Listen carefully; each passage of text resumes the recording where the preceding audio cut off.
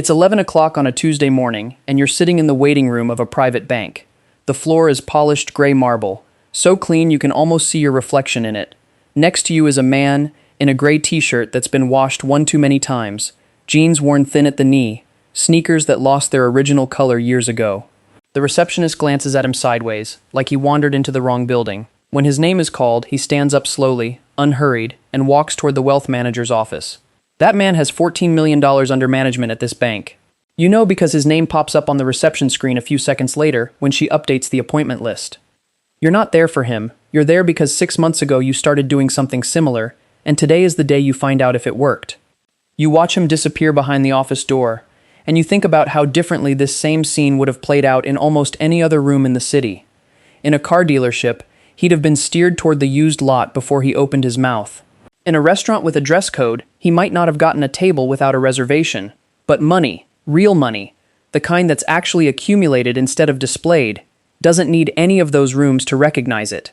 It only needs one, this one, where the only thing that matters is the number, and the number doesn't care what he's wearing. Here's the thing, nobody tells you when you start building real money. The moment it starts working is never the moment it looks like it's working. It looks for years like almost nothing is happening at all. The same car, the same apartment, the same unremarkable Tuesday.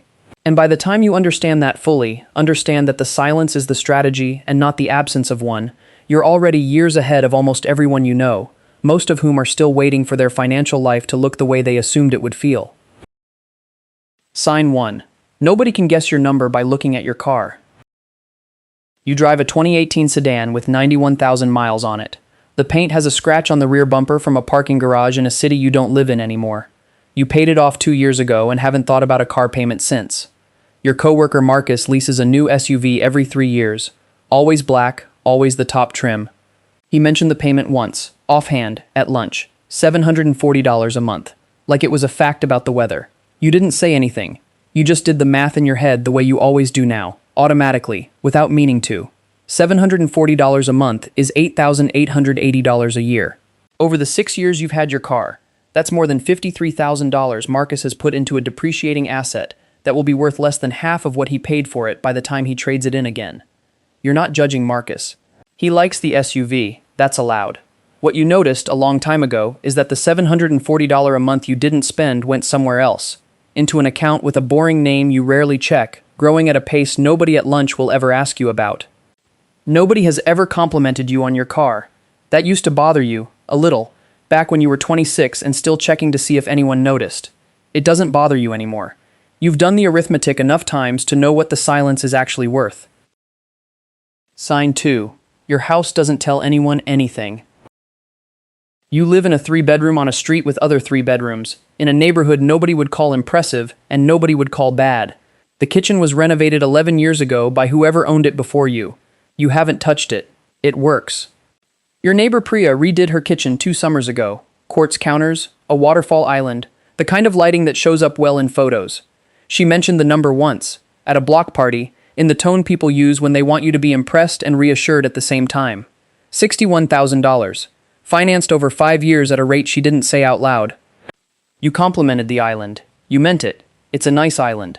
What you didn't say is that $61,000, invested the same year instead of poured into granite, would be worth somewhere north of $95,000 by now, quietly, without anyone needing to admire it at a block party. This is the part people misunderstand about looking poor. It was never about deprivation. Priya isn't reckless and you're not a monk. The difference is smaller than it looks from the outside. It's just that every dollar you don't spend on the visible version of comfort is a dollar that gets to compound instead. Multiply that difference by 15 years and the gap stops being small. Sign 3. You said no to something you could actually afford. The message comes through on the group chat on a Thursday night. Your friend Desmond, the one getting married in the fall, found a bachelor party spot. 4 nights, a lake house, a boat rental split 6 ways. The total lands at the bottom of the thread, $2,100 a person. You have $2,100. That was never the question. The question, the one you ask automatically now without deciding to, is what that $2,100 does from this point forward, and whether you can live with the answer. You put the phone down. You make coffee. You come back to it an hour later. The pressure isn't coming from Desmond. He doesn't care either way. The pressure is ambient. It's the quiet assumption that if you have it, you spend it, because that's supposedly what having money is for. You used to believe that too, back before you started paying attention to where the money actually went, instead of how it made you feel to spend it. You text Desmond separately. You tell him you're thrilled for him and you're going to sit this one out. He sends back a thumbs up. Nobody in the group chat mentions it again by Sunday. You move the $2,100 into the brokerage account instead. It takes 4 minutes. No one congratulates you. The market doesn't react.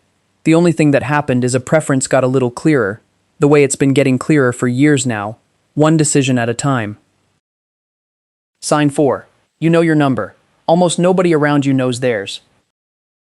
You check your net worth every quarter, on a Sunday morning, coffee still brewing.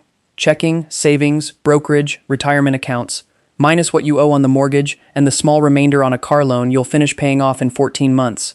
You write the number down. You compare it to 3 months ago. It's higher. It's almost always higher. Your college roommate Owen earns considerably more than you do, a fact you both know. The way old friends know things about each other without ever discussing them directly. Last year he mentioned, laughing a little, that he genuinely has no idea what he's worth on paper. He said it the way people laugh at something that makes them faintly uneasy. You didn't say anything. You just noted, privately, that income and wealth are 2 different measurements, and that Owen has spent a decade optimizing the one that's easy to see and ignoring the one that actually determines whether he's free in 20 years. The private banker who manages the man in the gray t-shirt's $14 million once said something in an interview that stuck with you. Money you can see gets asked for, envied, or occasionally sued. Money nobody can see just keeps growing, undisturbed, while the world assumes you're doing fine but nothing more. You've felt the practical side of that firsthand. When your cousin needed help covering a deposit last year, he asked 3 people before he asked you. Not because you're close or distant with him in any particular way, but because nothing about how you live suggested you had room to spare. You did have room. You helped, quietly, on your own terms, and nobody else in the family ever found out the number. That's not secrecy for its own sake. It's just that the version of you that looks comfortable but unremarkable gets to decide, privately, when and how to be generous, instead of being assumed into it by people who read your car or your apartment as an invitation. Sign 5. Your spending is a decision now, not a reflex. You still buy things. Good ones, sometimes.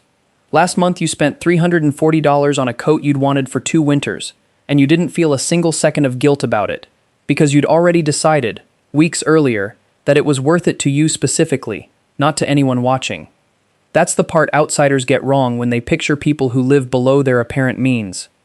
It was never about denying yourself. It's about removing the automatic reflex, the raise that used to become a nicer apartment the same month it landed, the bonus that used to become a vacation nobody needed, the compliment on a new purchase that felt so good you went looking for the next one within a few weeks. You still get raises. Last spring you got a 4% bump, effective the first of the month, and you did the math in the elevator the way you always do. About $2,200 a year, roughly $170 a month after taxes. You didn't upgrade anything. You increased the automatic transfer into your investment account by $120 and left the rest sitting in checking as a small cushion. Nobody in your life knows this happened. There was nothing to announce. Sign 6.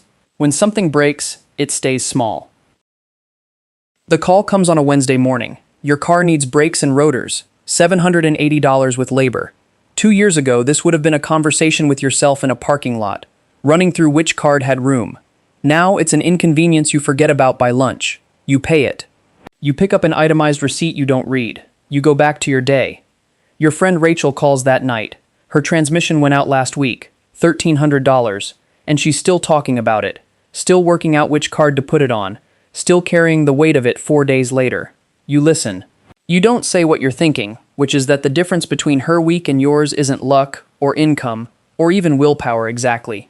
It's a decision made 18 months ago to route money into an account before it had the chance to become something else, repeated automatically, without fanfare, until the account was big enough to absorb a Wednesday without turning it into a crisis. Sign 7. The people who actually have it stopped performing it a long time ago. There's a small business 2 blocks from your old apartment, a laundromat on the corner, the kind of place with a hand-painted sign that hasn't been repainted in a decade. The owner, a man named Kowalski, has been washing and pressing clothes on that corner for 22 years. He drives a dented delivery van older than some of his customers. He wears the same 2 shirts on rotation, faded at the collar. Nobody on that block would guess he's worth anything at all. You found out by accident, the way you find out most things like this. A mutual friend mentioned, almost in passing, that Kowalski owns the building the laundromat sits in, plus 2 more storefronts down the street that he rents out to a nail salon and a phone repair shop. 22 years of steady cash flow, no unnecessary debt, every extra dollar reinvested instead of spent. And the business alone is worth somewhere north of $2 million before you even count the real estate. Compare that to the shop that opened 5 doors down 18 months ago, new signage, an aggressive social media presence, a storefront redesign that cost more than Kowalski's van, truck, and building combined. The owner drives a car financed near the edge of what he can afford, and posts constantly about hustle and growth. You've walked past it enough times to notice the for lease sign that went up 8 months later. Neither man is smarter than the other, neither works harder.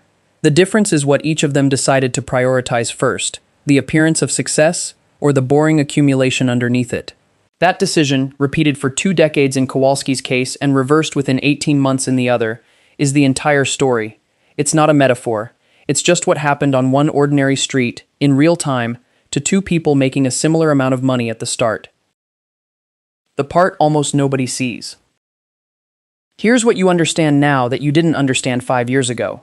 There are 2 totally different scoreboards running at the same time, and most people are only watching one of them. The first scoreboard is visible. It's the car in the driveway, the kitchen renovation, the vacation photos, the new phone the week it launches. It's loud by design, because it's built to be seen, and being seen is the entire function it serves. The second scoreboard is the one that actually determines your future. What's left after the visible spending? What's been invested instead of displayed? What compounds quietly whether or not a single person ever notices it? Almost nobody comments on this number because almost nobody can see it. That's not a flaw in the system. That is the system. Marcus will probably retire later than you, driving newer cars the entire way there. Priya's kitchen is beautiful and will be worth exactly what kitchens are worth when she eventually sells the house. A fraction of what she put into it. Desmond will remember the lake house fondly, and it will have cost him roughly what a year of a comfortable retirement costs, pulled forward and spent on 4 days. None of them are making a mistake, exactly. They're just optimizing for the scoreboard everyone can see, the same way almost everyone is taught to, from childhood, without ever being shown the other one. You go back to the private bank waiting room, 6 months after you first noticed the man in the gray t-shirt. Your appointment is in 10 minutes. You're not managing $14 million. Not yet. And maybe not ever, and that's fine. But your own number, the private one, the one nobody at any lunch table has ever asked about, has moved more in the last 3 years than it moved in the 10 years before that, back when you were still spending every raise the month it arrived. The receptionist calls your name. You stand up, unhurried, the same way he did. Nobody in the room looks twice. Nobody ever will. That's not a loss. That's the entire point. Real freedom was never about being able to buy the expensive thing. It's about not needing anyone to know that you could.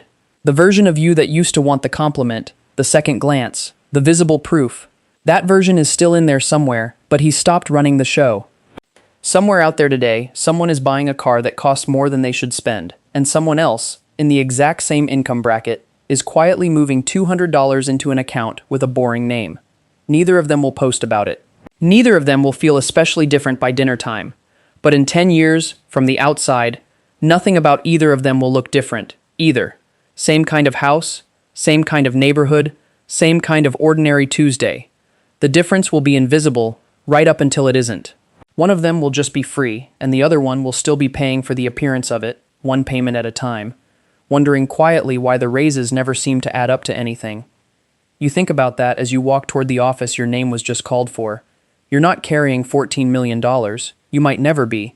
But you're carrying something that took the same shape his did, 20 years earlier, in a room nobody was watching, built out of decisions nobody applauded, the raise that got redirected instead of spent, the vacation you didn't take, the kitchen you didn't renovate, the number you actually know because you're the only one still checking it.